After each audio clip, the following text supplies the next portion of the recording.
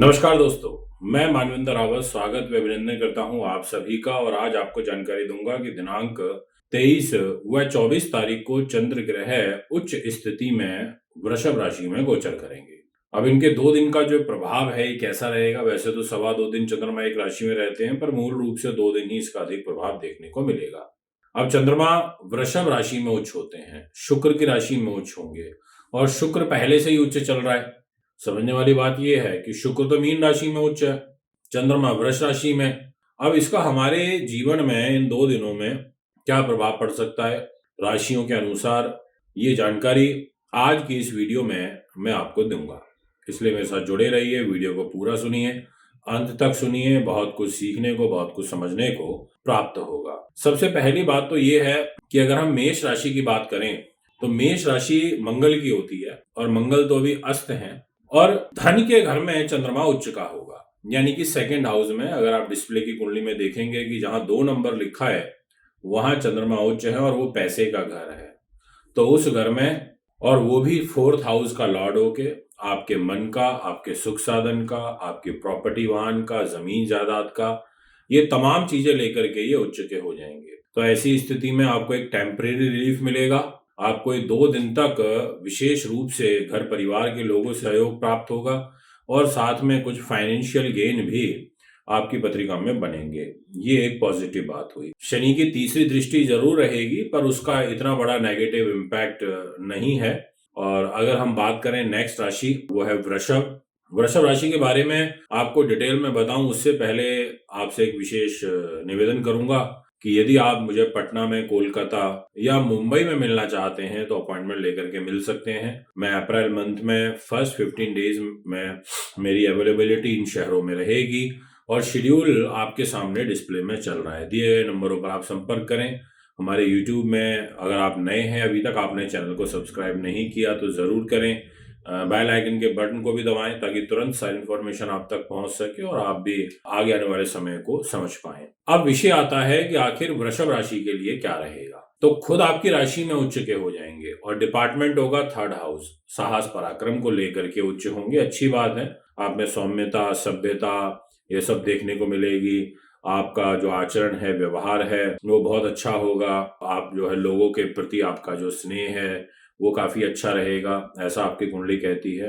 और इसके अलावा आपका जो ग्रह गोचर है उसमें मैं ये कहना चाहता हूं कि आपको अगर यात्राएं करनी हो तो आप कर सकते हैं। आपके लिए ये 2 दिन यात्रा दृष्टिकोण से अनुकूल है।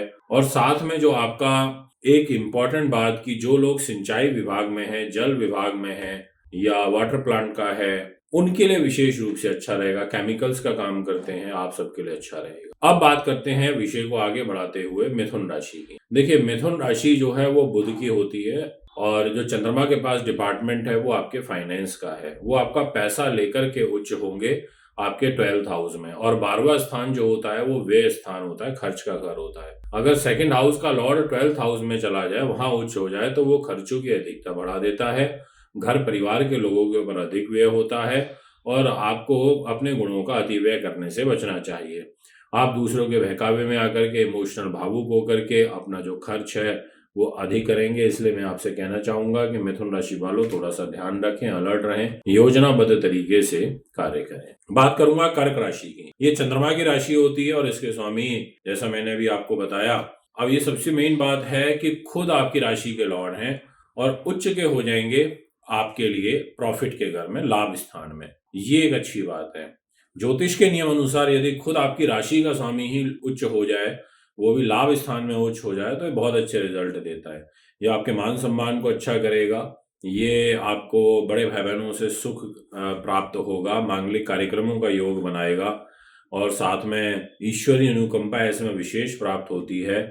और साथ में अगर आप यात्राएं करना चाहते हैं, अच्छा रहेगा। ऐश्वर्य संपत्ति अगर आप खरीदना चाहते हैं, उस दृष्टिकोण से अच्छा रहेगा। यानी कि व्यक्तित्व, मान सम्मान बखूबी आपका बहुत अच्छा रहेगा। इसके अलावा अगर हम बात करें सिंह राशि, इसके स्वामी सूर्य होते हैं और वे जो है यानी कि खर्च यहाँ पर आ जाते हैं चंद्रमा के पास 12th हाउस। और चंद्रमा आपके कैरियर के घर में उच्च के होंगे। वैसे तो उच्च का कैरियर के घर में उच्च का रिजल्ट देगा, ये एक पॉजिटिव साइन है, क्योंकि आपकी राशि जो सिंह है उसके मित्र भी हैं चंद्रमा। बट क्योंकि शनि की ढैया आपकी राशि पर चल रही है तो इसलिए आपको थोड़ा अलर्ट होकर काम करना है। सिंह राशि की शनि की ढैया स्ट्रेस लेवल बढ़ाती है, बट उच्च के चंद्रमा कैरियर के घर में आपके ये 2 दिन नौकरी वालों के लिए ठीक से निकलेंगे, शांति और व्यवहार के साथ में निकलेंगे। ये एक बढ़िया साइन दिखाई दे रहा है यहाँ पर। इसके अलावा बस थोड़ा सा खर्चे बढ़ना वो एक विषय अलग है, ये तो पार्ट ऑफ लाइफ है, बट कुल मिलाकर के उच्च चंद्रमा आपके लिए अच्छा है। अगर हम बात करें नेक्स्ट राशि की तो वो रहेगी कन्या। कन्या की जो लॉर्डशिप है वो बुध के पास है और प्रॉफिट की जो जिम्मेदारी है वो चंद्र के पास है, और जाकर के प्लेस्ड हो जाएंगे आपके डेस्टिनी पर। और डेस्टिनी के घर में उच्च होना यानी कि भाग्य का सहयोग सपोर्ट मिलना, वो भी प्रॉफिट बढ़ना, क्योंकि प्रॉफिट लेके ही उच्च हुए हैं। तो ये एक अच्छी बात है कि इन 2 दिनों में आपको धन आगमन और आपकी लाभकारी परिस्थितियां बनना, रुके हुए कार्यों का सिद्ध होना, इस प्रकार का जो ग्रह गोचर है वो आपके लिए अनुकूल बनेगा। यदि हम नेक्स्ट राशि पर फोकस करें तो तुला राशि बनती है, और तुला जो है ये रूल्ड बाय होती है शुक्र। और ऐसी स्थिति में आपके लिए जानना बहुत ही ज़्यादा आवश्यक हो जाता है, क्योंकि जो उच्च चंद्रमा है वो 8th हाउस में जाकर के आपके प्लेस्ड होंगे, वो भी उच्च के पर कैरियर के लॉर्ड होकर के।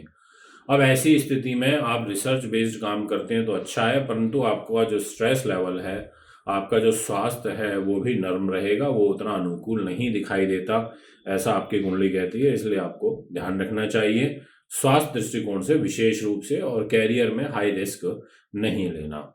यदि हम बात करें वृश्चिक राशि की, जो कि मंगल की होती है और मंगल अस्त भी हैं, तो यहाँ पर मैं कहूँगा कि जो भाग्य का जो डिपार्टमेंट है वो आ जाता है चंद्र के पास में। बहुत अच्छी बात है, भाग्येश हैं, बिना भाग्य के कुछ भी नहीं है। और ये उच्च के हो जाएंगे आपकी मैरिज लाइफ के घर में, जीवन साथी से सहयोग सपोर्ट मिलेगा।